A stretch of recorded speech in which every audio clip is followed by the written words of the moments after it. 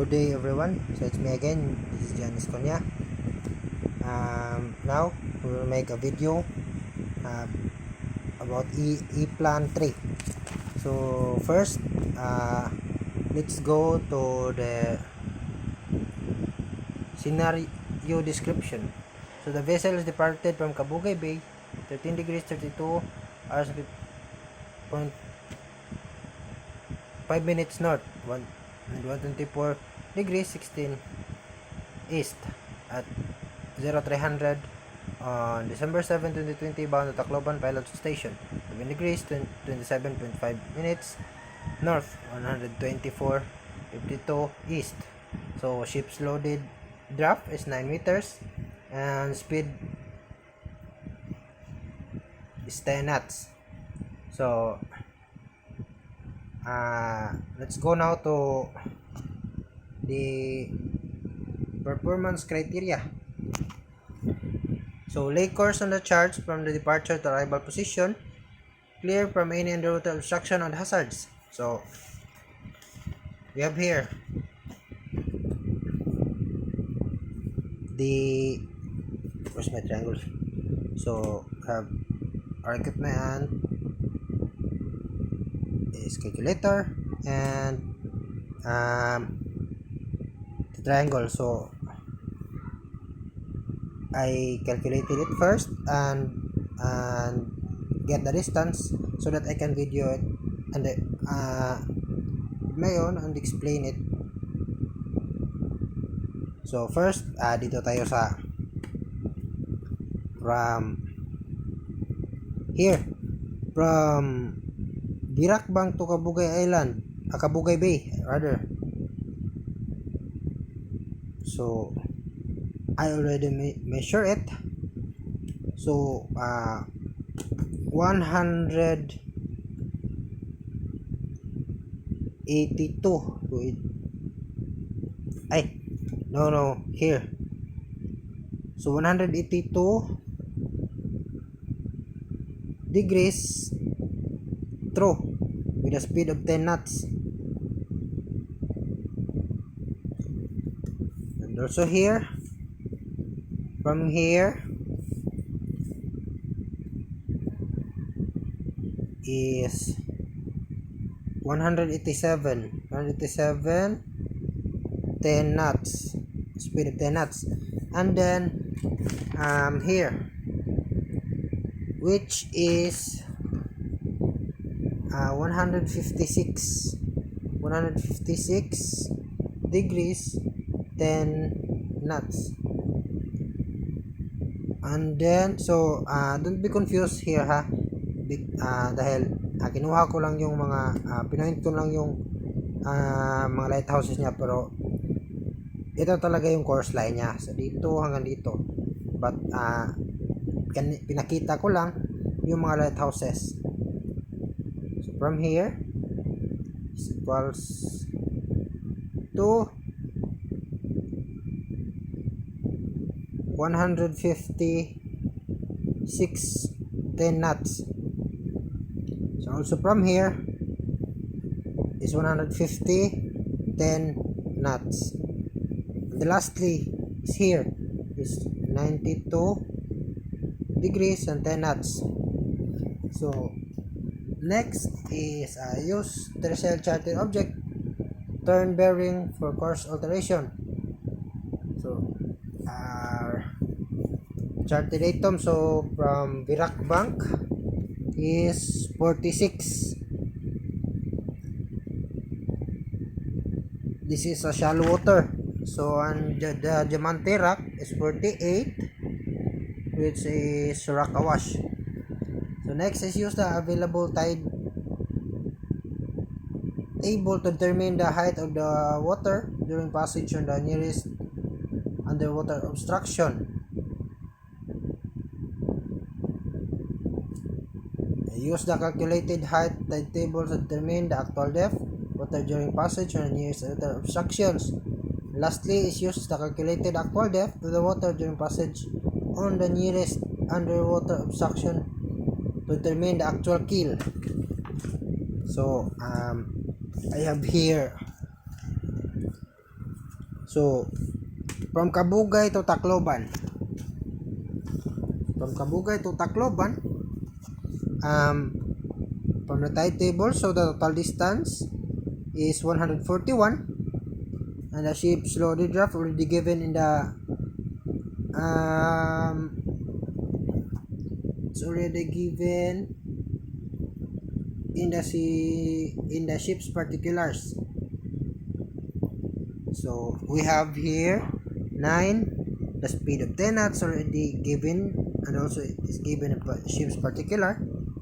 Full oil passage December 2020, 300 hours. So here it is. So let's go first to the Virac Bank. So the Virac Bank distance from the tide table is 174.4. So to get the distance, so let's minus the total distance, which is 141. So 141.3 minus 137.4 is equals to 3.9. So to solve this, to get the time, we use the formula. Time is equal to distance over speed. So the distance is 3.9 and 10 knots the speed. So 3.9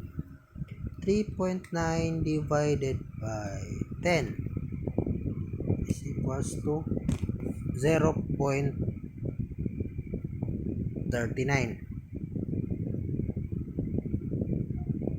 Okay, 0.39.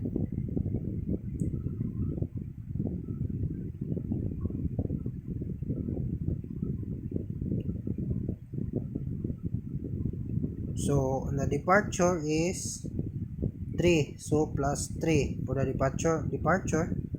So 39 times 60 0.39 times 60 is equals to 23 minutes. So 23 minutes.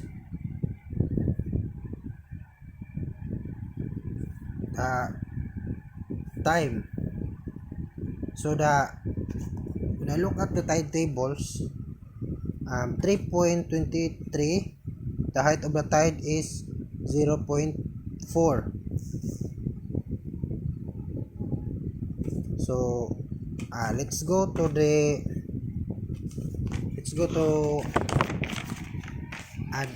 getting the UKC, or the underkill clearance in Virac Bank. So first, illustrate. This one is the ships loaded, which is 9,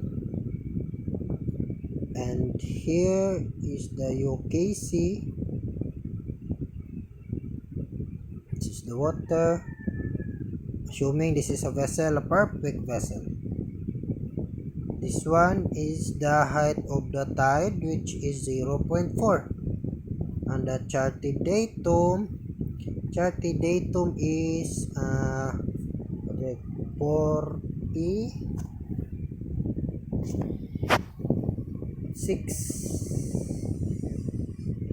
The Virac Bank is 46. So 46. To get the underkill clearance, we have to add. So 0.446, so 46.4 minus the ships loaded, which is 9. So 46.4 minus 9. So we have here 37.4, which is the under clearance of the Birak Bank.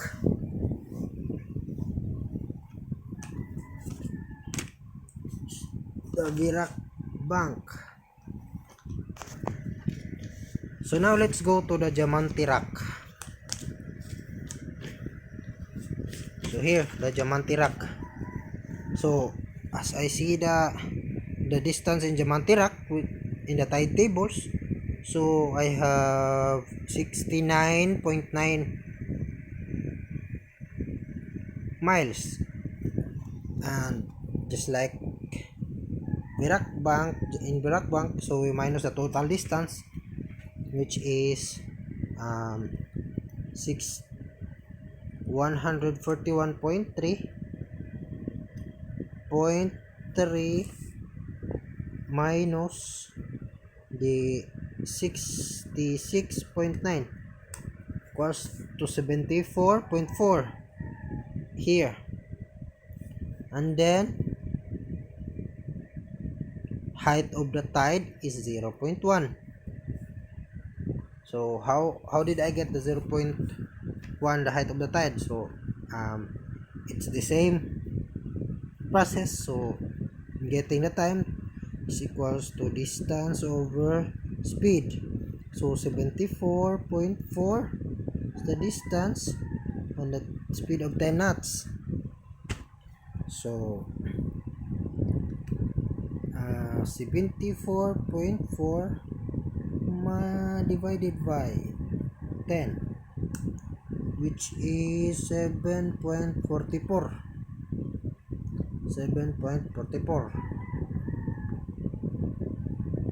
So 0.44 times 60 to get the minutes is 26.4.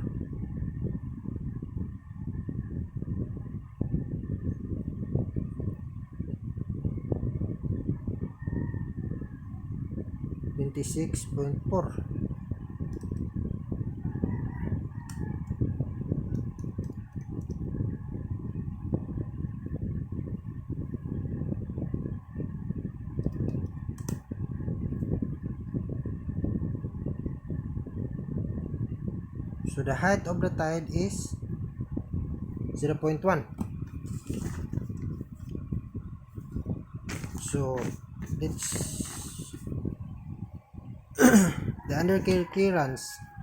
So now it's the Birak Bank. So this is the Diamante Rock. So same 9 UKC, and then assuming this one, height of the tide is 0.1, and the charted datum is 48.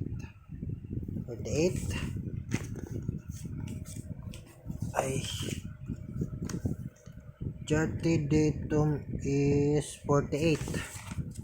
So 48 plus 0.1, 48.1 minus 9.